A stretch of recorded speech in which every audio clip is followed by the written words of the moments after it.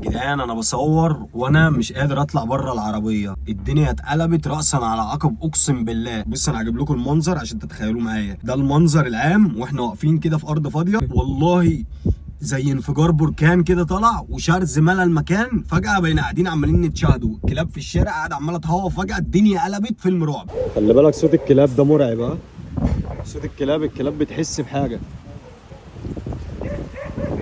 الكلاب لما بيبقى في حاجه بص كلها بتهوى. يا لهوي. ليه بقى؟ عشان الناس اللي بتتحدى ربنا، اللي هو بكره الدنيا هتبقى حر قوي فخلي بالكم، فبكره يجي الدنيا بقت ساقعه قوي واحنا مش قادرين، خلي بالكم عشان بكره شتاء ومش عارف ايه، مع اننا في فصل الصيف.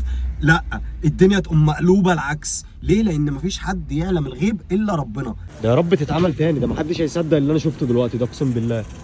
انا شفت يا امير.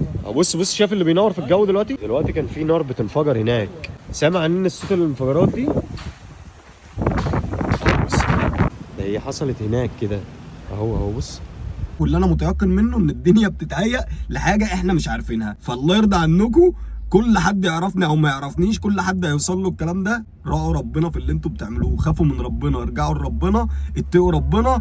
الدنيا والله العظيم في لحظه ممكن تتقلب ونتبدل ويجي ناس غيرنا تسكن الارض وتمتلك املاكنا وتاخد حاجتنا. يا جدعان اقسم بالله رعب. كنا بننقي هدوم من شويه فجاه ممكن نلاقي نفسنا بننقي كفن. والله العظيم فعلا تحس ان الدنيا بتخلص. والله تحس ان الدنيا بتخلص. المنظر ده مش منظر ناس في حر ولسه الصبح كنت قاعد بتكلم معاهم احنا عايزين نطلع مصيف.